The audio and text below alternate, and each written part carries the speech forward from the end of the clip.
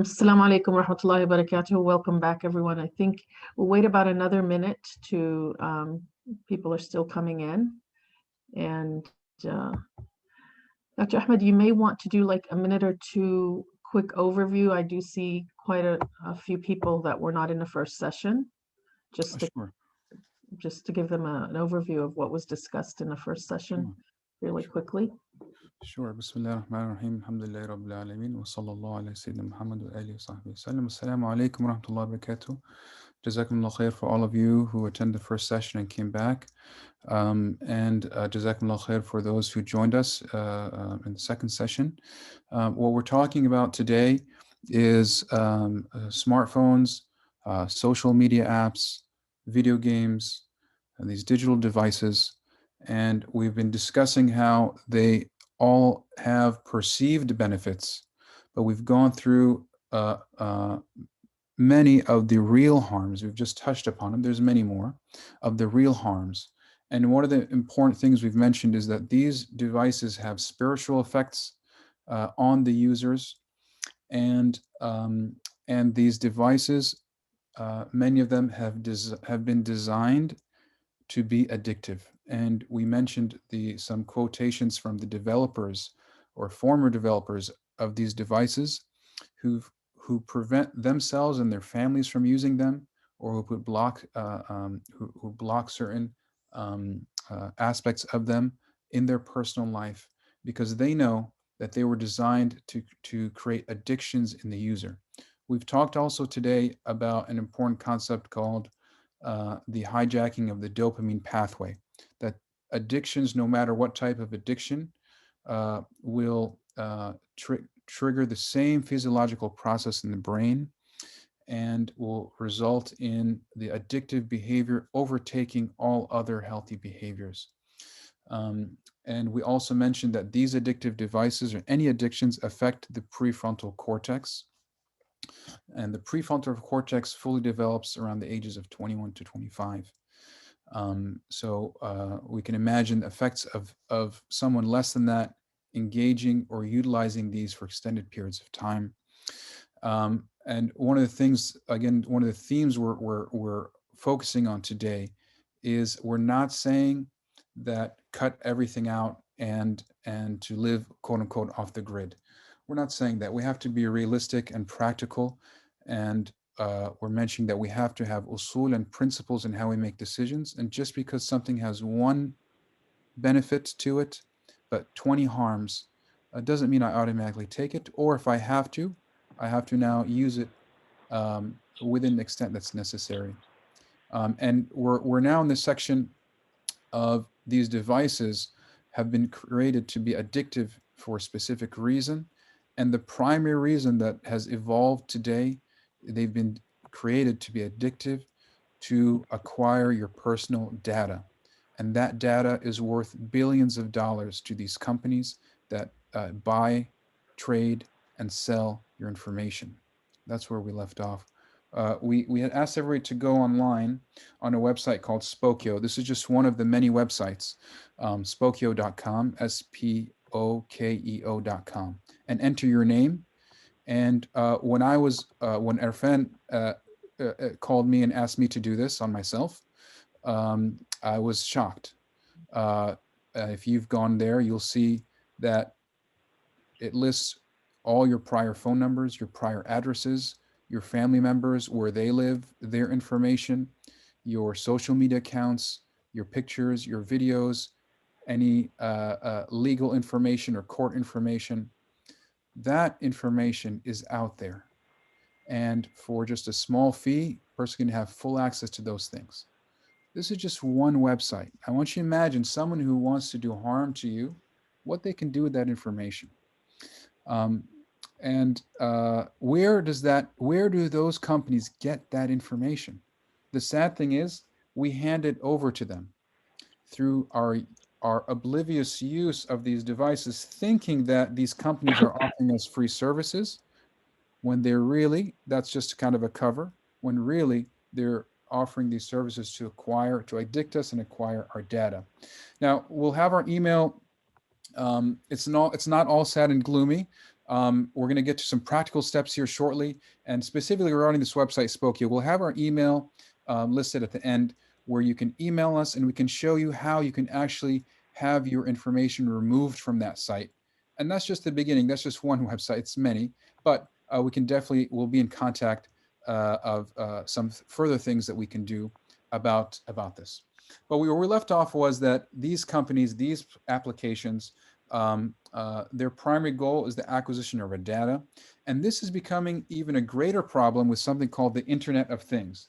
The Internet of Things now is this concept that's being sold to us. That isn't it great? Wouldn't it be convenient if your car was also connected to the internet? Wouldn't it be wonderful if your coffee machine was connected to the internet? Wouldn't it be so convenient that you can be upstairs and turn your coffee machine on from your phone downstairs? Wouldn't it be great that you can access your stove while you're away? Wouldn't it be excellent that your refrigerator communicates to the internet? This concept of the Internet of Things is being sold to people as a means of convenience. And we take that without understanding that what's behind the scenes is these companies, their intent is to acquire more pieces of data on you, behavioral, emotional data on you and your family.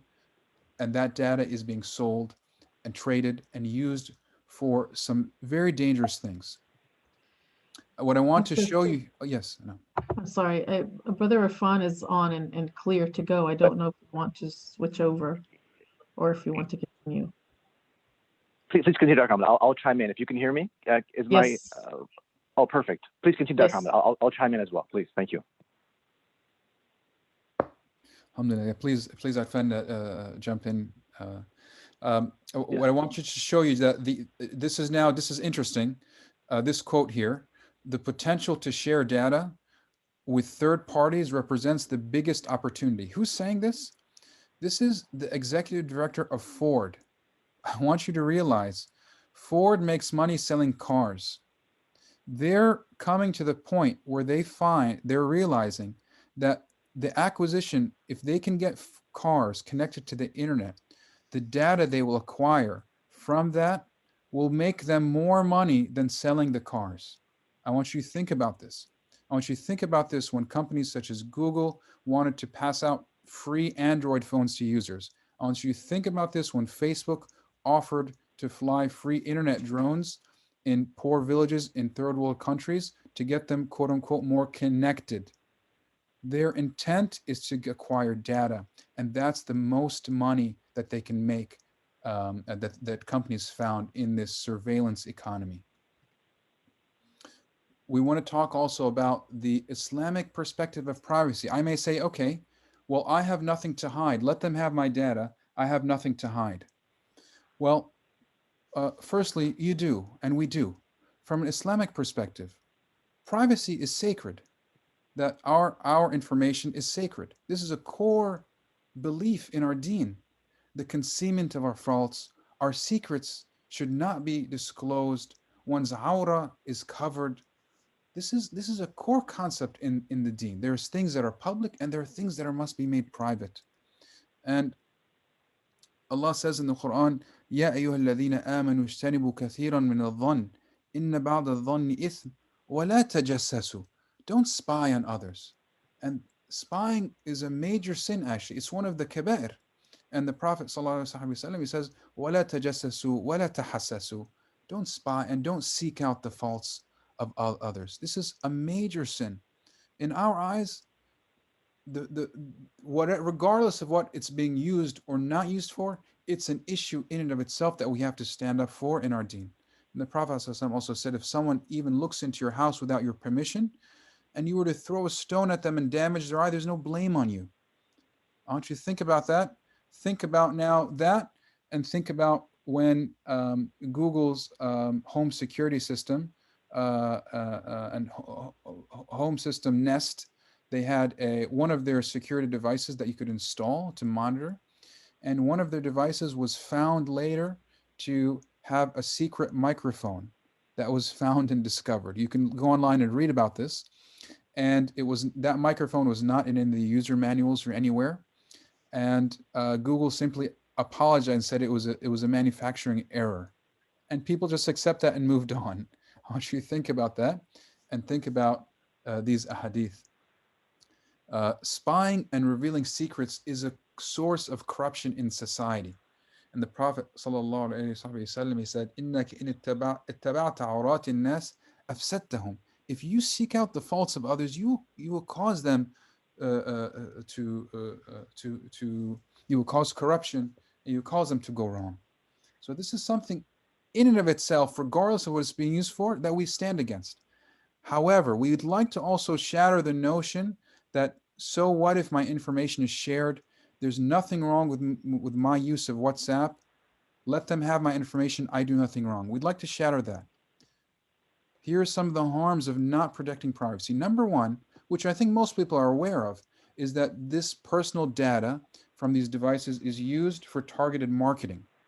That may sound benign. I say, okay, let them market me. I'm not going to buy it. But what you have to realize is these companies hire psychologists and have advanced AI algorithms to know your weaknesses, your fears, your desires, to stimulate shahwa and desire in you to let you to buy and consume more. This is a big problem.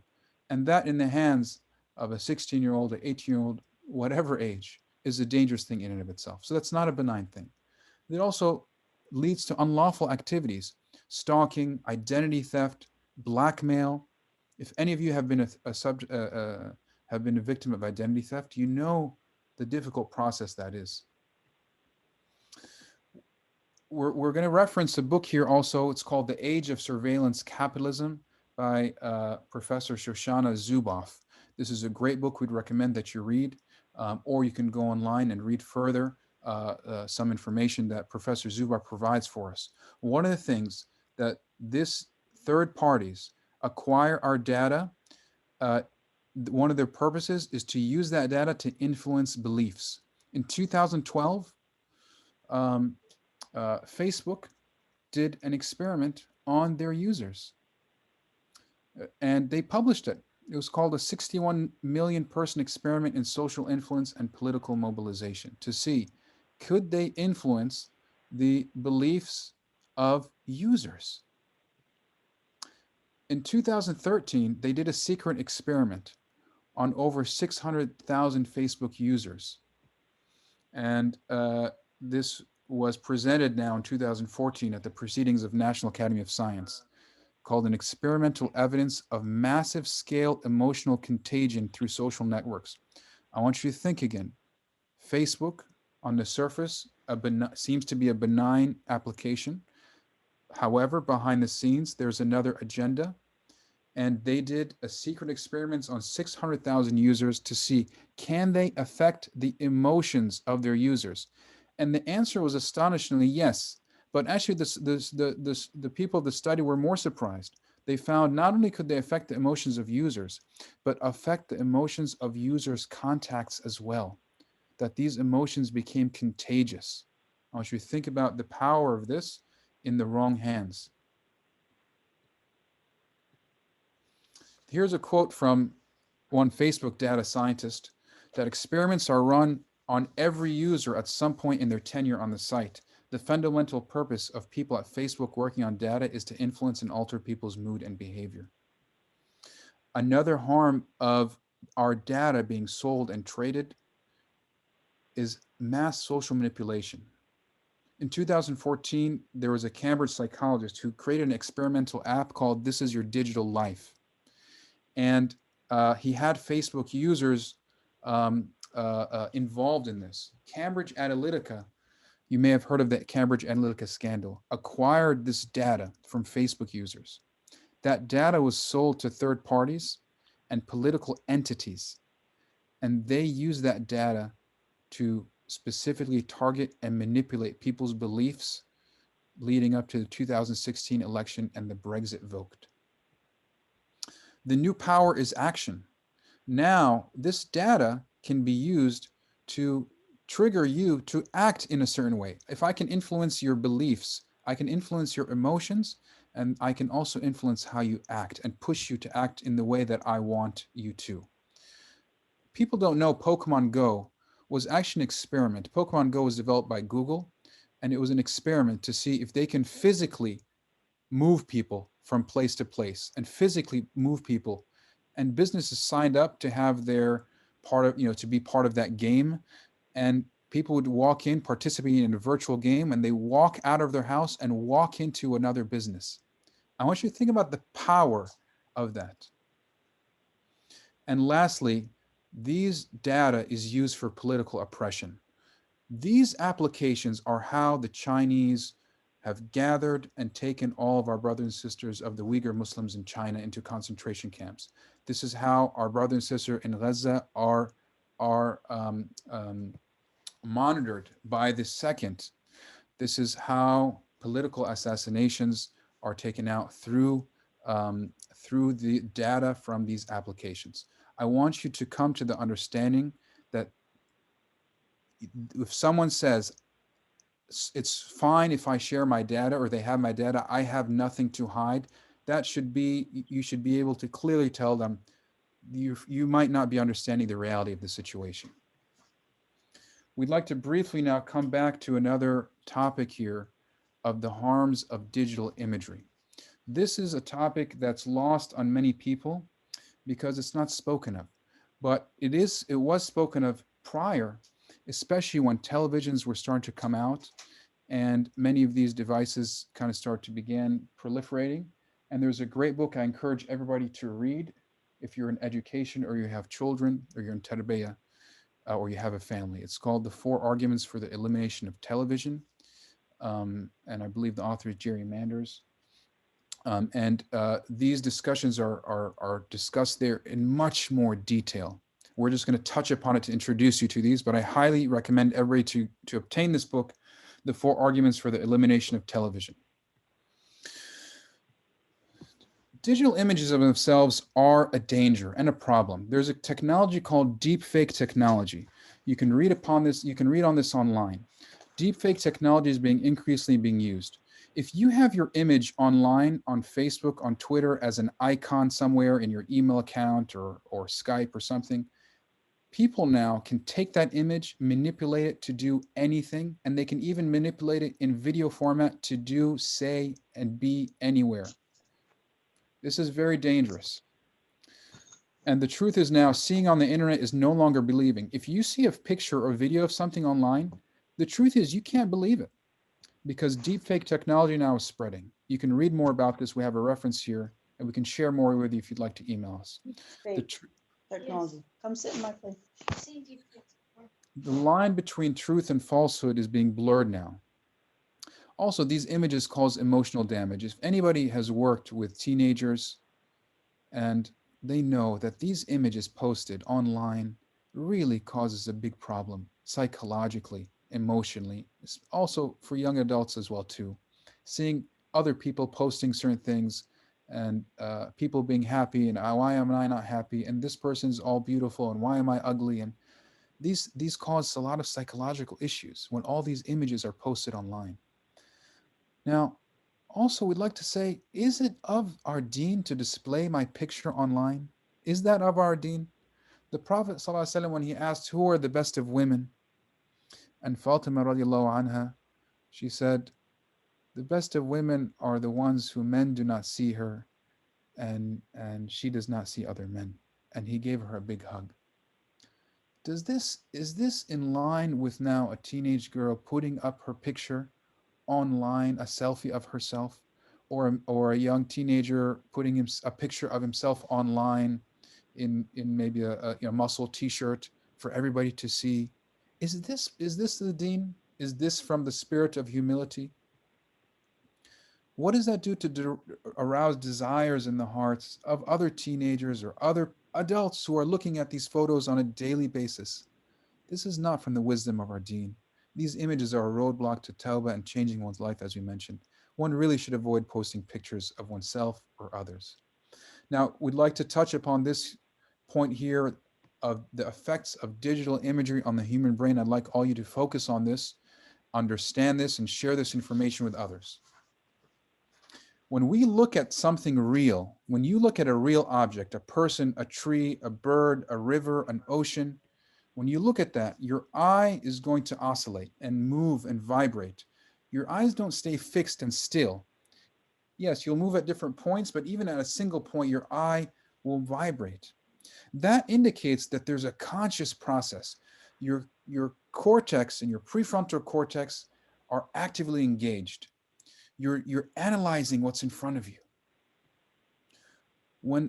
What they found is when people are looking at a digital image on a screen, whether that be on a television, a computer screen, or now the small screen in your hand, the smartphone, the eyes don't do that. The eyes have a fixed, motionless gaze, similar to someone in a hypnotic state. It's an unconscious staring. In that state, all other stimuli fade out, and a person, the longer they're staring at a digital image or a digital screen, they enter a sensory deprivation state. Digital images are not real images. When you look at a person, you're looking at something real. Your brain can latch on and analyze. When I look at a river or an ocean, there's senses involved. There's something real. Digital images are not real images. They are pixels. They are dots. Those dots have to be put together subconsciously. So that's why it's not a conscious process. Your eyes don't move and gaze upon something in a conscious way. It bypasses the conscious critical mind. When you stare at a digital image, that the process bypasses your critical mind because there's nothing there. It's dots.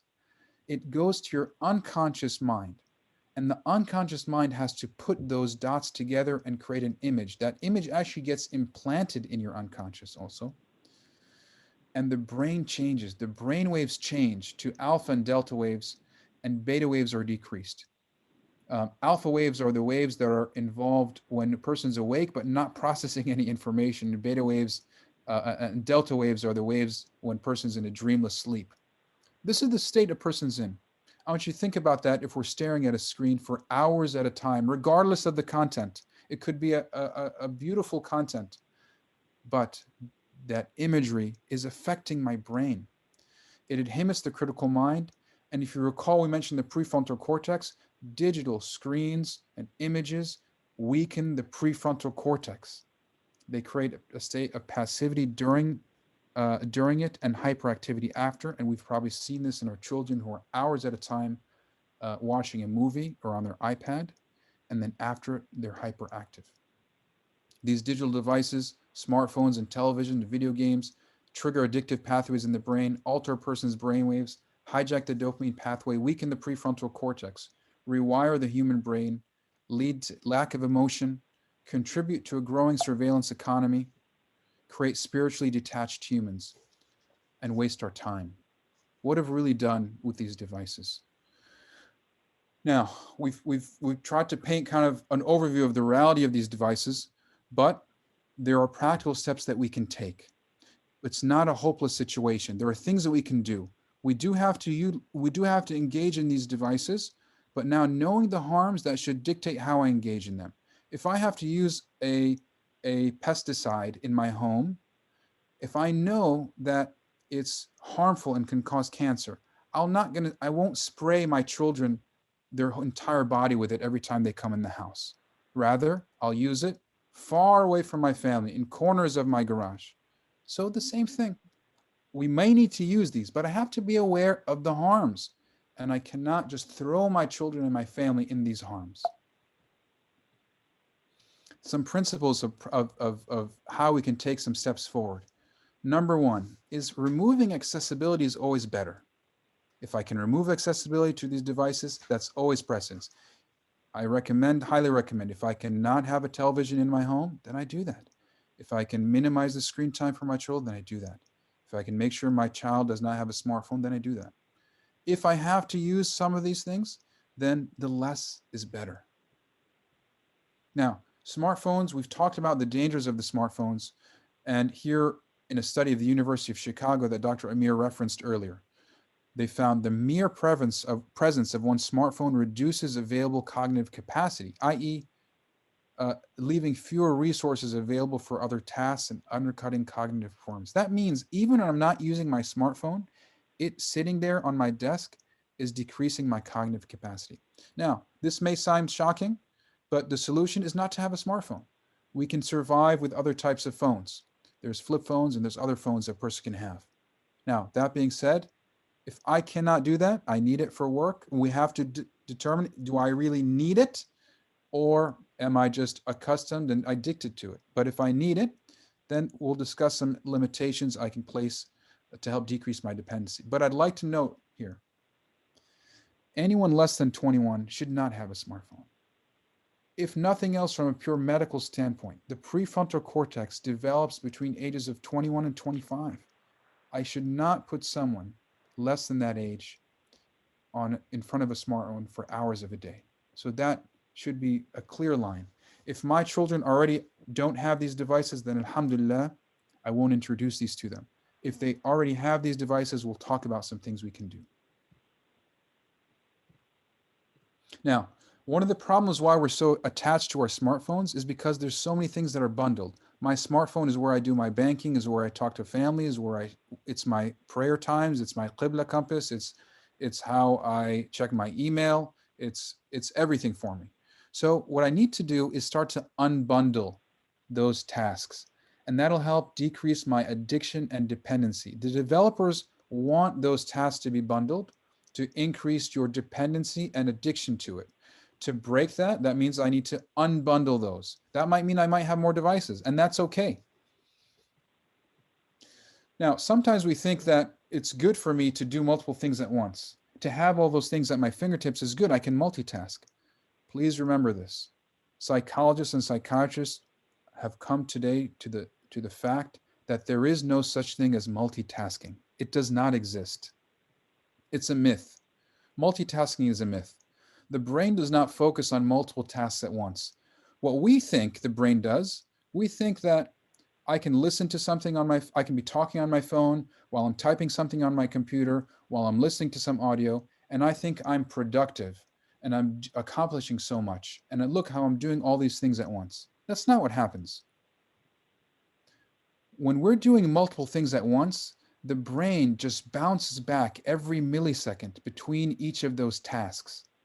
So it doesn't focus on anything, and it doesn't do them simultaneously. It just bounces back and forth, millisecond, tuck, tuck, tuck, tuck, tuck, tuck, tuck, tuck, between those tasks. That habituates the brain to a pattern of activity similar to someone with attention deficit disorder. That habituates one to lose focus on any task. I want you to think, if hours at a time I'm multitasking, and I've habituated my brain to do that, what do you think will happen when I come to pray and I'm trying to have khushu' and focus in my salah? It's impossible, because I've already trained my brain not to do one thing at a time. I've trained my brain to do multiple things at a time.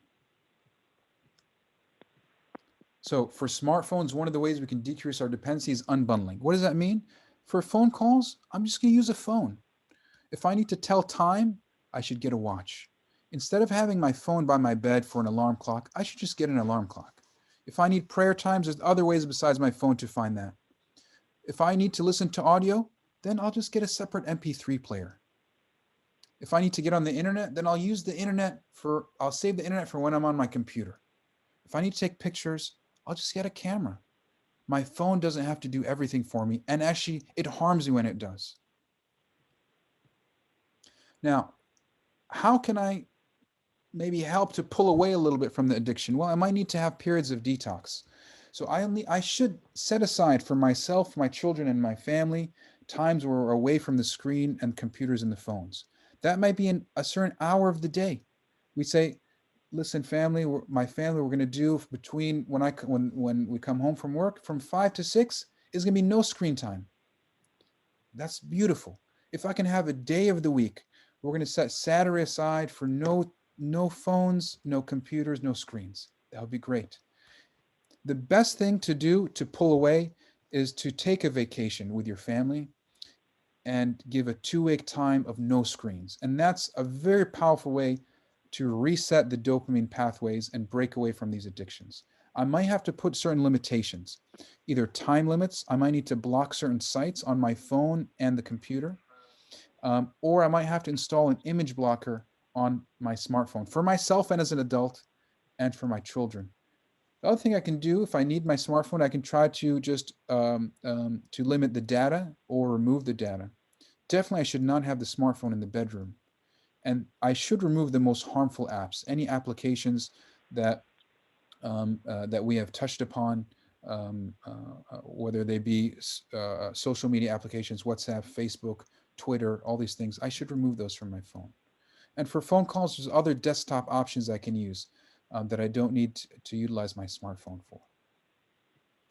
Now, we talked about social media, how these are addictive by design. Really, the solution is going to be to remove them. And if someone's engaged them and addicted to them, then like I said, we might have to have periods of detox, and I might need to take my son or daughter on a 2-week trip somewhere where there's no phones or screens, and that'll help him to pull away from that. And little by little, we need to eliminate those. And if my child doesn't have those, then alhamdulillah, I should make sure that he doesn't get involved in those. If I need to use it for work or something, then it has to be to the point that's absolutely necessary. Video games, we've touched upon video games and the harms of that, and really, we should eliminate that. Giving a child a video game console as a gift is just hurting him or her. So if he doesn't have one, please don't get him one. If he has one already, then we'll have to introduce healthy activities slowly while we pull him away from that. I'll pass it over to Dr. Amir at this point. Bismillah. As we continue, inshallah, I just want to again remind myself and remind all of us that the idea is that we're calling to analyze, to stop and to analyze, and to not accept just what is done and what we have been accustomed to and what has been marketed to us, and sometimes even hurting us as marketers use the term to different means. To stop and to analyze the harms and the benefits, to analyze, to weigh, and then to through seeking guidance from others, through dua, gradually develop a plan, an individualized plan that could differ for each one of us, but to move in the right direction. And that's the goal. And here we're providing some, inshallah, beneficial, bi-idhnillah, ideas and means to do that. And I also want to just put in your mind, in addition to the metaphor of the or the analogy of the pesticide that was mentioned, which is very useful, alhamdulillah, the just analogy also of medicine, that and how medicine, I'm talking about medicine like a tablet or something that I need to take, medication, and related to these different digital means, this analogy. I don't live off of medicine. It's something that I use if a need arises and is necessary. I live off of food. And I use it when I use it to the extent needed. If I use it beyond that extent, not only can hurt me, it can actually kill me. And also that medicine, I store it away. I don't keep that like I keep a bowl of fruits on the dinner table accessible to everybody. It's stored away. And I remember now it comes to mind somebody we came to know of who is very busy, who runs an organization, and he actually keeps his laptop stored away and takes it out on certain days and in certain times, because he knows what otherwise how that will consume him and his life. So these kind of initiatives we need to start taking if we want a better quality of life in this world and ultimately in the next, inshallah ta'ala. And as we know, if I know that I will likely and sometimes even possibly abuse or overuse medicine, it is to be removed completely until such a time comes, if need be, that I can come back and engage in it or with it in a moderate manner. Now, the issue of messaging. Now, messaging is a new concept, and it's a very a very overwhelming concept in this regard of our discussion. If I can uproot the concept of messaging from my life, that would be wonderful. If I can't, I need to minimize it. I need to start coming back to meeting people, to physically being with them. And we saw all the harms before, we don't need to repeat them. To call when, and even, and this is an order of priority, to email. Email used to be the addiction. Now email is, is an old thing. It's messaging has become the even a stronger addiction. I can use desktop applications, for example, such as Signal or Telegram, if I need to message, because what that will do, it will remove my attachment to smartphones when my messaging takes place on my computer instead. These are all steps that can be taken to remove high surveillance software such as Facebook and WhatsApp from my phone and others. To schedule times to call and to meet with family, with friends, with work, as opposed to engaging in a more of a sporadic messaging throughout the day with low quality. And I find weeks and months pass without spending time actually speaking to individuals and hearing their voice. So has it really connected us again or not? I schedule a time to be with family and friends with a specific set time and a specific set purpose. If I do not put these limitations upon myself, then I will resort to what is easier on average. I will not send a call or visit for condolences. I will instead just send a text message. Instead of visiting somebody who is ill or even calling, I might suffice myself with a message. It's just the nature of us as human beings. We need to place those limitations upon ourselves for a better quality of life. Regarding internet, there are many benefits. Inshallah, this is one of them, what we're doing here together. But remember the concept, the principles that we've mentioned, and the medicine and the pesticide analogy, and how internet is actually a marketplace. It's a marketplace that includes benefit, but it also includes addictions, immorality, and intense worldly desires in the negative sense. And as you know from our deen, that the most despised places in the sight of Allah subhanahu wa ta'ala are marketplaces. The souk. If that applies to a fruit market and a clothes market, and what about a market that has, forgive me, all the possible filth that a human being can experience at one's fingertips and at the fingertips of my children? As our teachers teach us, Shaitan sells halal commodities in haram markets. In other words, he himself will take it upon himself to present good material in a market that itself is unclean. Why? Because that's how he'll get people who are not looking for harm into that market. So keep that in mind. When I enter such a market, and if that applies again to a mall or to a fruit market, I get what I need and I leave, then min bab awla, it's more important that I do that for the internet. The more one's access, the more likely one will fall into harm. That's a rational, experiential conclusion that we can make. And thus the solution is, the less is better. I'm online for a specific purpose and time. I place limitations upon myself.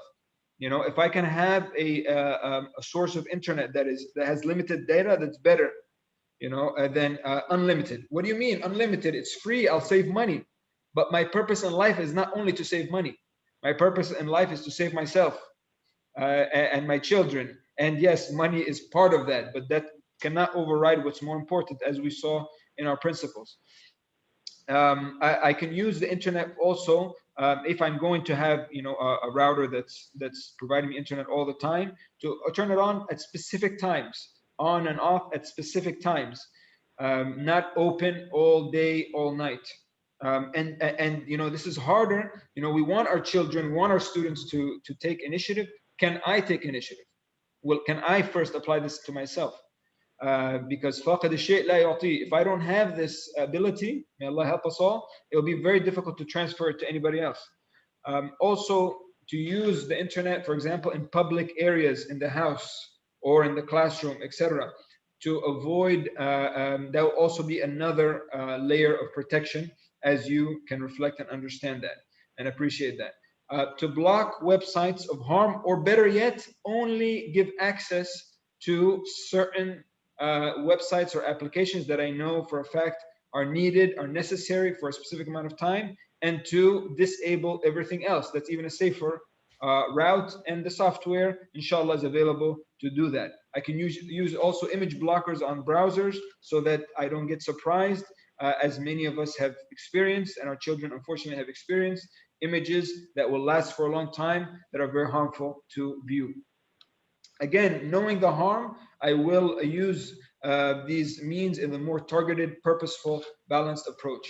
Online learning, and we're getting close to the end here, so we leave time for questions. Online learning, there's benefits. Inshallah, we're reaping some of those benefits, I hope. And also there's the benefit of many times, we may have found that this enabled us to not be in a company that we otherwise would not want to be in, for the benefit of our intellect and our soul. So the online learning medium allowed us to withdraw from that and continue learning. But that comes with a disclaimer. I do not want then to replace that environment with an environment that's even worse and even wider in its harm, because that would then defeat the purpose and remove that benefit and become a source of harm. Online learning is to the extent necessary. I should use it to the extent needed. Just because myself or my child or etc. have online classes, it does not mean that they should have access to that all the time. It's, first of all, academically, it's insufficient, it's inefficient. When I know I have a specific amount of time versus it's just open, I'll get more things done, hopefully with a better quality. So I set times for online learning. It's not open-ended. Also, when digital imagery is not needed, audio is preferred, and you heard some of the medical backing to that from Dr. Ahmed. And something I found very practical as both a student and a teacher is to use for example, Zoom or the portal that I'm using as a window into the class. And that's it, to avoid other attachments to the computer. So, sometimes we actually even ask our students to sit at a distance from the computer. I make sure I see them, far away from the computer with their notebook and their pen. And because of the circumstances that they're in, they can't be with me physically, but I can see them that they're far away from the computer. To ask a child, an adult even, to give full attention to a teacher, and at the same time have access to so much, to the whole world, with a click of a button, is really unreasonable and unrealistic and kind of unfair to demand that. I want to give you the analogy of an equivalent of you sitting in a classroom, and on your left and right, you have your teacher in front of you, and on your left and right are there's news, there's games, there's communication back and forth. How in the world will I be able to focus on the teacher? It's just not practical. So these are means that can help. Also, that in terms of platforms, I need to avoid platforms that their business model is basically to collect, sell, and trade my personal data. Why give such a power to somebody that is going to use it ultimately against my purposes in most cases? Why would I do that to myself? If I have choices. And there are other alternatives, for example, to some of the main surveillance software that are there, namely Google and its products, YouTube and Facebook and its products like WhatsApp. There are alternatives to them that you can try, and we can send you this. In the interest of time, we won't go through them. Excuse me. Finally, this is a mujahada. This is a struggle. But the believer is not meant to be passive. Is not meant to be passive in the face of harm or in the face of evil. He needs and she needs to stand up and realize that they're not stuck. They can take action. As Allah says, قالوا كنا مستضعفين في الأرض قالوا ألم تكن أرض الله واسعة فتهاجروا فيها. The person that says that, well, I was oppressed, I was overpowered, it's overwhelming, all this is overwhelming me. The response is, well, wasn't the earth spacious enough for you to migrate in it? Well, here we're talking about a sort of a digital migration, and to migrate with moderation and with balance, but to migrate from these unnecessary and these harmful means in so many ways, and to implore Allah subhanahu wa ta'ala that He bless us with azima, resolve, that when I recognize harm, when I recognize a benefit, that I take action. I don't just watch that and say, well, it's too difficult. Well, those before us, we know the struggles that they went through. We know the struggles that they went through, and this is our struggle here. الَّذِينَ يَسْتَمِعُونَ الْقَوْلَ فَيَتَّبِعُونَ أَحْسَنَهُ. Those who listen to the words of admonition and follow the best of them, take action. This is, inshallah, we ask Allah to help us with this. And to remember that this burden is bearable, because Allah la yukallifu Allah nafsan illa wus'aha.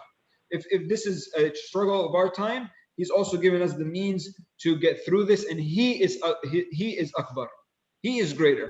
So when I seek strength through Him and not through myself and my intellect and my means, He is the one that will deliver me to my destination, inshallah ta'ala. And the dua is the weapon of the believer. I need to rely on that with yaqeen and not relegate that to a secondary, tertiary position, to keep that central in my pursuit of a better quality of life. And لكل داء دواء. With every illness and ailment, there is a medicine. And to the ailment of digital addiction disorder, there is a cure for that, alhamdulillah. And there is hope. There is hope. For example, the damage that was mentioned by Dr. Ahmed regarding the neural pathways being hijacked, forgive me, those can be reversed. Those can be reversed, and I can develop again in myself and in my children the desire and the pleasure in doing healthy activities. It can be fixed, but it requires that effort of that divine formula of La ilaha illallah, to remove unhealthy activity. I remember, a parent coming to me and telling me that my child, I bought him a bike. And if you remember as a child how much that meant to you, getting a bike, and he's not interested at all in using it, and the father was devastated. Why is this the case? Because he wants to play video games or wants to be on the computer instead. Well, I need to remove these unhealthy activities with wisdom and gradualism in order to introduce these healthy activities. And on that note, Arfan, if your mic is working, or is there a life outside of the screen, or are we limited now to the screen? This is how we're going to experience life, and how our children are going to experience life from now on. Thank you, Dr. Mir. Bismillah. Yes, the answer is yes. There is life outside the screen, and this reminds me of a quick story. Is I was on a trip and with a Muslim youth, about 20 years old, and we're going to a beach, and he said, "I've never been on a beach." And I was just so shocked that, and this is a gamer, highly connected on all the latest apps and devices. And I said, this is really depriving this youth from the real world. And, the theme I was to think of here is, the real world is waiting. And so if you continue this slide, Dr. Ahmed, if you could, if we could brainstorm many, many different activities that are screen-free, purposeful, offline, wholesome. And I can ask you, please let me know, what are some screen-free things you could be doing with your family? And you can continue, and we can go on for a long time. But, as you see these words popping up on the screen, just, for a second, the real world is waiting. What can I be doing that I am not doing right now? And in the corporate world, we talk about opportunity cost. If I take this plan and this action, what am I missing? And the answer here is, I'm missing the real world. I'm missing the delight of doing things that are healthy, especially, and of course, when it's in the awareness of the divine. If I'm in the remembrance of Allah subhanahu wa ta'ala, if I am in the lawful, the confines of what is lawful in the Islamic Sharia, then I have all these opened up to me. This youth, I took him to the beach. I said, we're going to the beach right now. We're going hiking. And his eyes were opened, and we're trying to reverse that dopamine hijack that Dr. Ahmed mentioned. And so, suffice to say, we don't have to take a lot of time here, but there's being resourceful and knowing that the real world is waiting. They deserve this from us. We don't want to let them go down a certain pathway. And for them at the day of judgment to say, no one ever told me, no one ever taught me. And now we're on the hook for that. And that's very dangerous. Lastly, on the next slide, just to emphasize as we go to questions, we can only teach our children through our role modeling. So when a child is, tugging on our sleeve and saying, I want attention, and our attention is on these screens unnecessarily, we can't expect anything different. It's on us to role model. I need to show them that I can enjoy healthy activities. I enjoy the real world versus just unnecessary screen time. I need to invest time with them. Am I teaching them on a regular basis? Am I nurturing our relationship? Am I giving them the attention they need?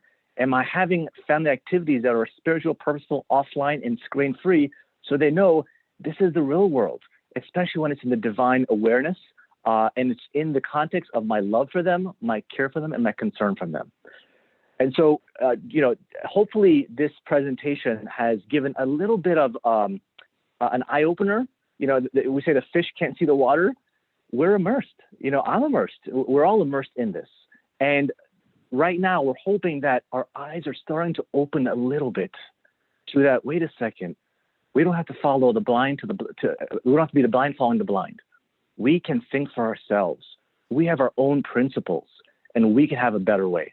So, ma tawfiqi illa billah. Inshallah, open up for questions. MashaAllah, there's so much to reflect on. Jazakumullah khair, brothers. So much to think about. There are a couple of questions in the chat. I'm going to go to the first one. It says, what is the best software used to protect kids that are using online learning from venturing to other online unnecessary websites? Is there a software that you would recommend? So I can begin, and maybe Dr. Ahmed Amir can continue as well. One is, I don't have in particular one specific one. There's one called Freedom, the Freedom app that is available. I have not done a lot of to be honest, research into it or used it that much, but I know it is available. The biggest thing I've seen is making sure that you're using secure browsers. So Firefox is something that's very amenable to secure, private types of internet usage. Also, there's Dr.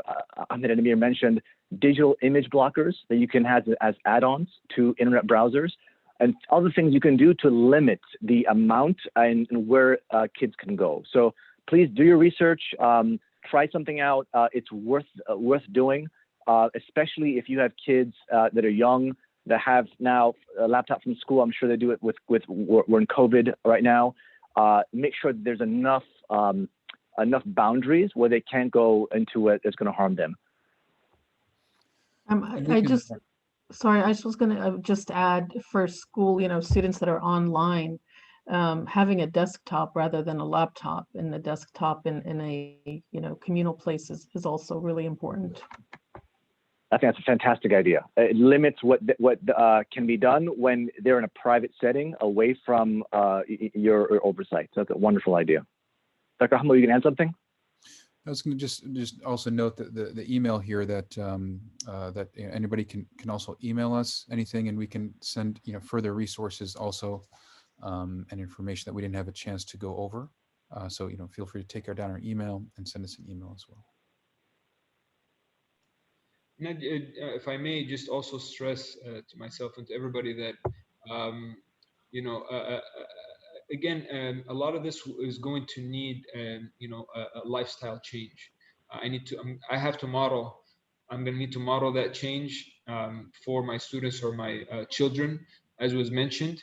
Alhamdulillah, I need to take initiatives such as adding certain softwares and so on. Absolutely, but to not forget to couple that with, at the same time, I really need a change at a higher level as well, so that slowly those pathways can be reestablished, and our children and ourselves can find pleasure in things that are actually more helpful and useful.